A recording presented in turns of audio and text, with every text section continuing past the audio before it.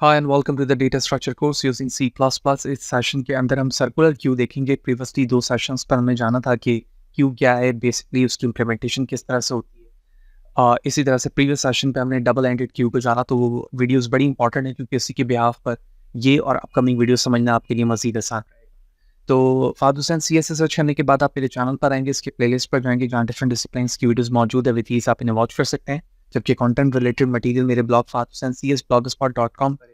तमाम मटेरियल को freely download करके यूज़ किया जा सकता है।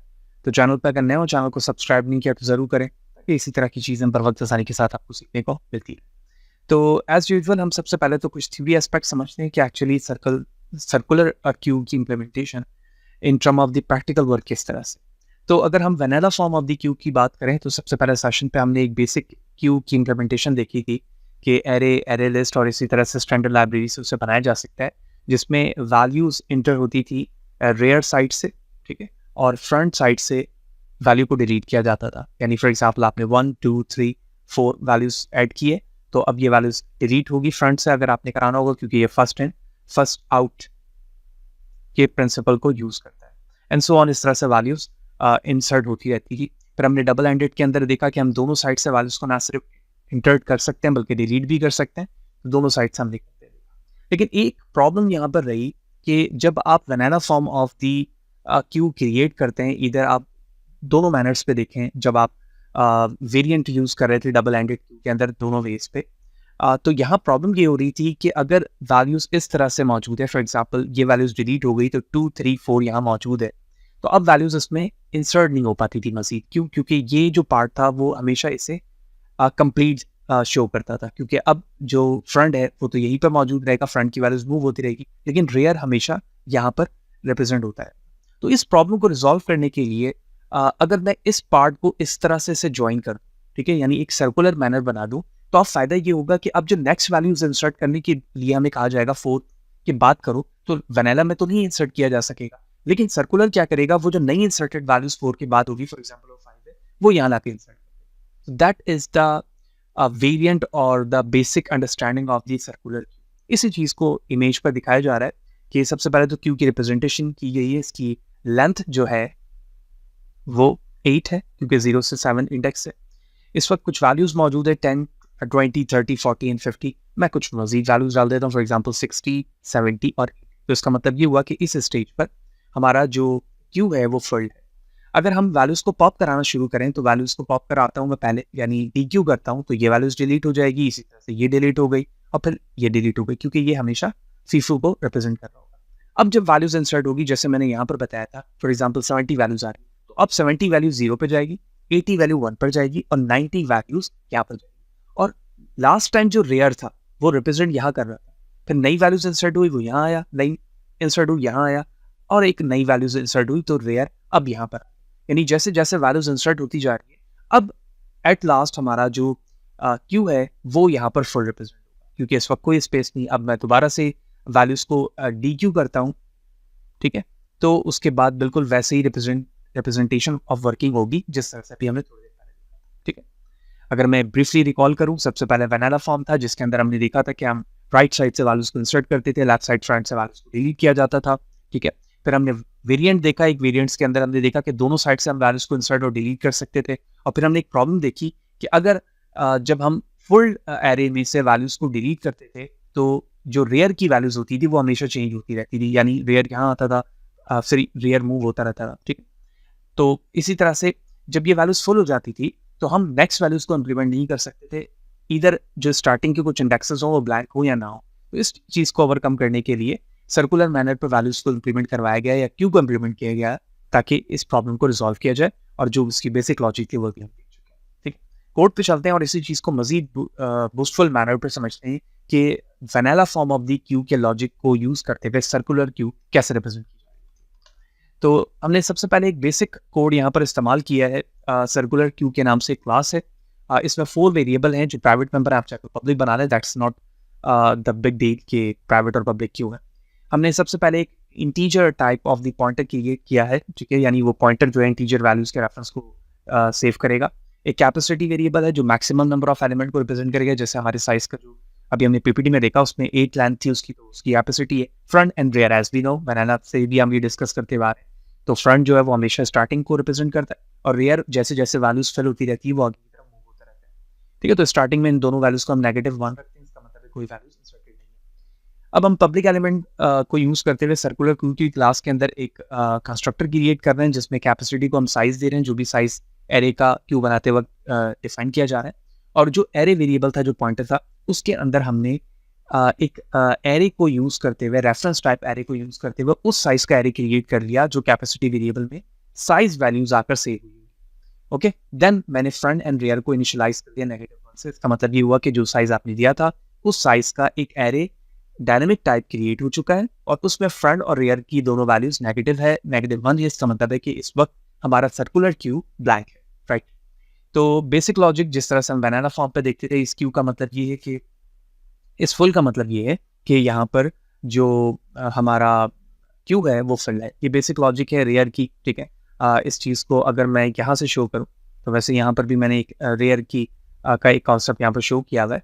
तो इस रेयर को अगर आप देखें तो ये इंसर्ट के अंदर वैसे इस्तेमाल किया गया है। मैंने यहाँ पर भी अगर मैं इसे समझाऊँ तो फुल का मतलब ये हुआ कि अगर हम 8 लेंथ की बात करें, तो 8 लेंथ के रिस्पेक्ट से देखें तो रेयर की वैल्यूज तो 7 तक होगी, क्योंकि इंडेक्स 0 से स्टार्ट होता है। तो 7 + 1 8 हो जाएगा, कैपेसिटी 8 की है। तो 8 को जब 8 से डिवाइड किया जाएगा तो रिमाइंडर की वैल्यूज क्या आएगी, हमेशा रिमाइंडर की वैल्यूज आएगी 0, क्योंकि एरे इस वक्त फुल है और फ्रंट की वैल्यूज यकीनी तौर पे वहाँ पे -1 नहीं होगी बल्कि 0 होगी, क्योंकि एरे ऑलरेडी फिल्ड है। तो जब वो फिल होता है तो नेगेटिव से 0 हो जाता है, और फ्रंट हम जानते हैं कि वो कॉन्स्टेंट रहता है, मूव नहीं करता। तो ये कंडीशन ट्रू हो गई। इसका मतलब है कि जब ये वैल्यूज बराबर आएगी 0 के, तो उसका मतलब है जो आपने फंक्शन इस फुल लिया वो ट्रू रिटर्न करेगा। That's good. एम्प्टी का मतलब है फ्रंट की वैल्यूज -1 है, वेरी सिंपल। तो हमें दोनों चीज़ों को पता चल जाएगा। अब एक इंपॉर्टेंट चीज़ आती है जहाँ पर हम वैल्यूज को सर्कुलर क्यू में इंसर्ट करवा रहे हैं। अगर क्यू फुल है तो यकीनी तौर पे इस फुल फंक्शन हमें ट्रू रिटर्न कर देगा, तो हम डायरेक्टली बता देंगे भाई क्यू हमारा ओवरफ्लो हो जाएगा अगर आप इंसर्ट करेंगे, तो which mean we can not insert any further values in queue. Otherwise check करो कि फ्रंट की वैल्यू -1 है। अगर फ्रंट की वैल्यू -1 है तो उसका मतलब है कि आपका एरे ब्लैंक है। तो आप फ्रंट की वैल्यू 0 करो, यानी फ्रंट की वैल्यू 0 का मतलब ये होगा कि पहली वैल्यूज वहां पर आ गई। अब वो वैल्यूज कैसे आएगी, वैल्यू आएगी कि रेयर बराबर है रेयर +1 मॉड ऑफ कैपेसिटी। तो देखो, जब भी जिस जगह पर भी रेयर की वैल्यूज होगी ना, इनिशियली रेयर है -1, तो जब इसको मैं सॉल्व करूंगा तो इसकी वैल्यू नेगेटिव से 0 होगी, फिर 1 होगी, 2 होगी। तो आप इसे सॉल्व करके भी देख सकते हैं, ठीक है। तो वही वैल्यूज आएगी जिस जगह पर जाकर हमारा न्यू वैल्यूज इंसर्ट हो रहा होगा। और फिर हम क्या कर रहे हैं, उसी रेयर की वैल्यूज को एरे में पास कर रहे हैं और उसी इंडेक्स पर जाकर अपने डेटा को इंसर्ट करवा दे रहे हैं जो हमें रिक्वायर है। That's a very simple logic. आप कोई भी साइज ऑफ एरे को इस जो मैंने इमेज यहाँ पर इस्तेमाल की JPEG, इसके लॉजिक को इस्तेमाल करते हुए रेयर को मूव होता हुआ देख सकते हैं, ठीक। तो जो लॉजिक यहाँ पर एरे की वो यहीं पर लिखी है, वैसे मैं करके दिखा देता हूँ। तो हम एज्यूम करते हैं कि 4th इंडेक्स तक वैल्यूज इंसर्ट है, ठीक है। तो अभी मैंने कुछ वैल्यूज ऐसे इंसर्ट करवाई भी थी, हम इसे इग्नोर करते हैं। तो इस वक्त रेयर की वैल्यू 4 है, ठीक है। साइज क्या है, लेंथ इसकी 8 है, तो 8 का मतलब हुआ कैपेसिटी हमारी 8 की है, ठीक है। तो रेयर की वैल्यूज क्या है भाई, 4, तो 4 + 1 हो गया 5, ठीक है। तो 5 8 से डिवाइड करना है, 5 को उसकी लेंथ देखनी है, तो इसका मतलब ये हुआ ये 8 and 5। तो 8 0 0, रिमाइंडर की वैल्यूज हो गई 5। तो रेयर के अंदर क्या वैल्यूज स्टोर आकर हो गई 5, तो मैं रेयर की वैल्यूज को क्या कर दूंगा 5, तो ये रहा 5, यहाँ पर जाकर वो वैल्यू इंसर्ट हो जाएगी। सो ऑन 5 से फिर 6 फिर 7, यही लॉजिक चलती रहेगी कंटिन्यूअसली, जैसे अभी हमने एक वैल्यूज तक। That's good. DQ का मतलब है कि जो फ्रंट की वैल्यूज है उसके रिस्पेक्ट से डेटा को डिलीट करना है। हमने सबसे पहले चेक करवाया एम्प्टी है तो हम डिलीट नहीं कर सकते। अदरवाइज हम क्या कर रहे होंगे, अदरवाइज हम चेक कर रहे हैं कि जो डेटा वेरिएबल है उस डेटा वेरिएबल के अंदर एरे की जो फ्रंट वैल्यूज है ना, एरे का जो फ्रंट है वो एरे के अंदर लेकर आओ, उसमें जो भी एलिमेंट है उसको डेटा में लाके सेव करो, ठीक है। पहला काम ये है। अब मैं चेक कर रहा हूँ कि फ्रंट और रेयर दोनों बराबर तो नहीं। इसका मतलब है कि इस वक्त हमारे एरे में एक ही एलिमेंट मौजूद है। जब एक एलिमेंट होता है तो दोनों चीजें एक जगह आ जाती है। तो मैं दोनों को -1 कर दूंगा, इसका मतलब है कि मैं उसी को डिलीट कर रहा हूँ।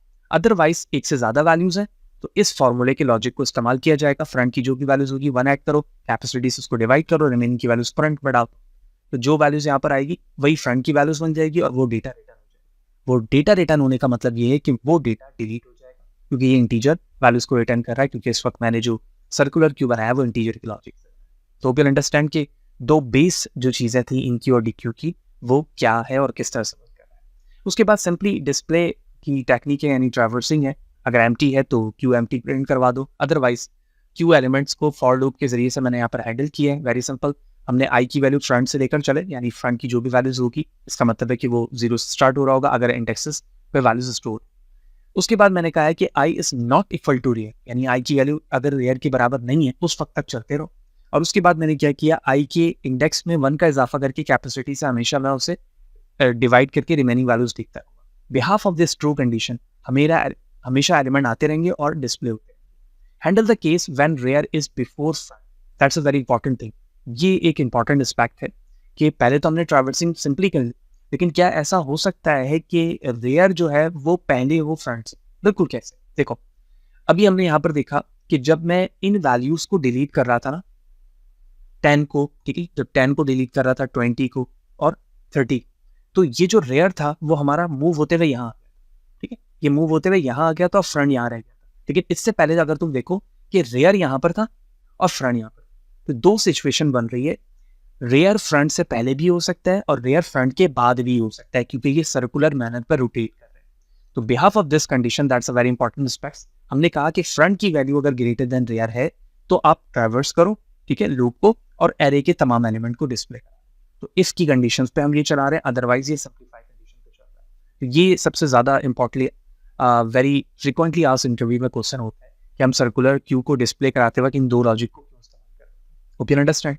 उसके बाद हमने सर्कुलर क्यू की टेम्पल ऑब्जेक्ट क्रिएट किया, 5 साइज का मैंने यहाँ पर एरे क्रिएट करके 3 एलिमेंट्स मैंने इसमें ऐड कराया, फिर उसको डिस्प्ले कराया, फिर DQ किया और उसके बाद उसे दोबारा डिस्प्ले। ठीक है, तो हम इसे रन करते हैं, उसके बाद मैं इसमें चेंजिंग करता हूँ। ठीक है, तो ये दो एलिमेंट्स इसमें शो हो रहे हैं, 10 एंड 20। ठीक, 30 को भी मैंने इंक्यू किया था, लेकिन उसके बाद हमने इसको डिस्प्ले करवाया और फिर DQ करने के बाद मैं वैल्यूज को डिस्प्ले, तो आउटपुट वैल्यूज यहाँ पर इस तरह से डिस्प्ले होती है। Hope you understand. नेक्स्ट जो एग्जांपल है वो एज यूजुअल हम सेकंड मेथड ऑफ कोड यानी स्टैंडर्ड लाइब्रेरी का इस्तेमाल करते हुए कर रहे हैं, और ये बड़ा इंपॉर्टेंट रहता है क्योंकि जब भी आप इंटरव्यू पैनल पर या प्रैक्टिस एग्जाम में, स्पेशली जब आप टेस्ट पे दे रहे होते हैं कहीं पर ऑनलाइन या फिजिकल, तो वहाँ पर हमें एक शॉर्ट मेथड की ज़रूरत होती है ताकि हम अपना रिक्वायर्ड आउटपुट हासिल कर सकें। तो हमेशा मैं कोड में स्टैंडर्ड लाइब्रेरी का भी कॉन्सेप्ट ऐड करा के दिखा रहा होता हूँ कि उसके ज़रिए से काम क्या होगा, किस तरह से होगा। तो हमने प्रीवियसली वैनिला फॉर्म्स पे देखा था कि जब स्टैंडर्ड लाइब्रेरीज हम इस्तेमाल करते हैं तो डायरेक्टली क्यू के क्लास को इम्पोर्ट करने के बाद डायरेक्टली कर सकते हैं। ठीक है, सर्कुलर क्यू एक वेरिएंट है, तो इसमें हम स्टैंडर्ड लाइब्रेरी को डायरेक्टली बाय मीन कॉल नहीं करते, बल्कि क्यू को ही हम सर्कुलर बना रहे होते हैं। कैसे? देखो, ये जो लाइन है ना, लाइन नंबर 4, इसे हम समझते हैं, लेकिन पहले मैं यहाँ पर चीज़ें एक्सप्लेन करता चलूँ कि बेसिकली काम किस तरह से हो रहा है। देखो, सर्कुलर क्लास, हमने एक सर्कुलर क्यू क्रिएट किया, क्यू की जो क्लास हम कॉल करते हैं, ठीक है, वो हमने किया है, और उसके बाद उसका कंस्ट्रक्टर बनाया है। फिर ये DQ का बेसिक मेथड है, एंड वेरी सिंपल। DQ करने का जो तरीका है वो डिलीट है, क्यू का मतलब है पुश, ठीक है, पुश का मतलब है InQ, और पॉप का मतलब है DQ। तो सिंपली पुश के जरिए से वही मेथड कॉल हो रहा है जो अभी हमने यहाँ पर एक एक लाइन लिख कर, ठीक है। उसके बाद हम डिस्प्ले करा रहे हैं, यानी ट्रैवर्सिंग कर रहे हैं, और एट लास्ट फंक्शन क्लास बनाकर हम उसे ऑब्जेक्ट बनाकर उस चीज़ों को डिस्प्ले। अब हम समझते हैं इस टेम्पलेट का मतलब क्या है। देखो, टेम्पलेट एक ऐसी रिप्रेजेंटेशन है C+ बेस पे जिसमें हम टाइप, जो नेम टी मैंने लिखा है ना, दैट इज नॉट डिफाइंड। इसका मतलब ये है कि जब मैं टाइप ऑफ नेम यहाँ पर लिखूंगा तो किस टाइप का डेटा होगा, यू कैन कॉल इट, ठीक है। जब आप इसका ऑब्जेक्ट क्रिएट कर रहे होंगे तो you can dynamically allocate the name कि हम इस वक्त जो है वो टेम्पलेट जो है वो किस टाइप का। साइज ऑफ टी, यानी किस तरह का, कितना साइज आप रखना चाह रहे हो, मैक्सिमम साइज का क्या होगा वो आप रख सकते हो, ठीक। ये टेम्पलेट की लॉजिक हो गई। अब जब मैंने सर्कुलर क्लास के अंदर आकर क्यू बनाया ना, तो वहां पर मैंने टाइप टी बताया कि इंटीजर है, फ्लोट है, डबल लेवल के टी पास कर दिया, और इसका नाम मैंने क्यू रख दिया, और जो टाइप ऑफ या साइज ऑफ टी है उसका नाम मैंने करंट साइज है। फिर यहाँ पर आकर मैंने कंस्ट्रक्टर बनाया, और कंस्ट्रक्टर के अंदर डायरेक्टली करंट साइज को 0 से इनिशिएट किया। फिर इनक्यू का मेथड है, वेरी सिंपल। इनक्यू के अंदर मैंने जो टी है, और टी क्या है हमारा, टी है टाइप नेम, यानी जो डायनेमिक होगा। यही वजह है कि डायनेमिक के लिए मैंने एम्परसेंड साइन लगाकर इसका नाम एलिमेंट फेस कर दिया। फिर मैंने कहा कि अगर करंट साइज बराबर है मैक्स साइज के, तो इसका मतलब ये होगा कि आपका क्यू फुल है, अदरवाइज क्यू फुल नहीं होगा। तो मैं क्यू लिख रहा हूँ यहाँ पर। अब मैं क्यू क्यों लिख रहा हूँ, क्योंकि देखो, यहाँ पर क्यू मैंने क्या कर इसको बनाया, क्यू ऑफ टी को बनाया, यानी जिस टाइप का भी क्यू होगा उसे मैं अल्फाबेटिक क्यू से रिप्रेजेंट करूँ। तो जब मैं क्यू डॉट लिखूंगा तो उसका मतलब है कि क्यू के सारे फंक्शंस कॉल हो जाएंगे। तो मैंने कहा कि पुश करो यानी इंक्यू करो क्यू के अंदर उस एलिमेंट को जो यूजर ने पास किया, ठीक है। और उसके बाद करंट साइज जो वेरिएबल है उसमें इंक्रीमेंट करो। Same for the D Q, अगर करंट साइज 0 है तो उसका मतलब है कि कोई क्यू में एलिमेंट नहीं है, डिलीट नहीं होगा। तो क्यू से पॉप करो और करंट साइज को डिक्रीज करो। ट्रैवर्स करने के लिए सिंपल क्यू का साइज अगर 0 नहीं है, 0 है तो उसका मतलब ये है कि क्यू एम्प्टी है। अदरवाइज ट्रैवर्स करके मैंने क्यू का एक टेम्प वेरिएबल बनाकर टेम्प के जरिए से एक एक को ट्रैवर्स किया। और ट्रैवर्स करने के लिए मैं क्या कर रहा हूँ, फ्रंट का इस्तेमाल कर रहा हूँ, यानी जो जो फ्रंट पे वैल्यूज उसको डिस्प्ले करते रहो और जब वो डिस्प्ले हो जाए तो उसे डिलीट कर। तो उससे फायदा ये होगा कि जो डिलीट वैल्यूज हो रही होगी ना वो मुझे डिस्प्ले पे दिखना शुरू होगी। तो ट्रैवर्स करने का यही मतलब है कि तमाम वैल्यूज का आउटपुट है, ठीक है। फिर सिंपली मेन पे जाने के बाद मैंने सर्कुलर क्यू को कॉल किया और देखो एंगल ब्रैकेट के अंदर मैं दो चीजें कॉल कर रहा हूँ। ये वही है जो टेम्पलेट के अंदर लिखी गई थी कि टी और साइज। तो वो दोनों चीजें मैंने यहाँ पर बताकर अब इसका ऑब्जेक्ट बनाया, सी क्यू के नाम से बना दिया। फिर कुछ वैल्यूज इंसर्ट करवाई, डिस्प्ले कराया, कुछ डी क्यू कराया, फिर इंसर्ट कराया, उसके बाद डिस्प्ले करा के मैंने मेन फंक्शन पर रिटर्न करा दिया। I'm going to run it now. And here it is. Elements की कुछ वैल्यूज इसमें इंसर्ट हुई, फिर डीक्यू की और उसके बाद मैंने दोबारा डिस्प्ले करवाया। तो based on the current input data it's now display. तो होप यू अंडरस्टैंड कि सर्कुलर क्यू किस तरह से वर्क करता है, इसने किस तरह से vanilla form of the Q को यूज करते हुए एक वेरिएंट क्रिएट किया। फिर हमने कुछ शॉर्टली मैंने पे ये भी रिकॉल कर लिया था कि डबल एंडेड पे क्या काम होता है, और उसके बाद हमने सर्कुलर क्यू को इम्प्लीमेंट भी कर लिया। तो इसी तरह से जुड़े रहें, वीडियो लाइक करें, ज़्यादा लोगों को शेयर करें ताकि मोटिवेशन बरकरार रहा, आपकी रिक्वायरमेंट के मुताबिक काम करता रहूँ। नेक्स्ट सेशन पे जाएंगे तो हम प्रायोरिटी क्यूज देखेंगे। That's a very another important type of the Q, और उसके थ्योरी और प्रैक्टिकल एस्पेक्ट को सी यू देयर।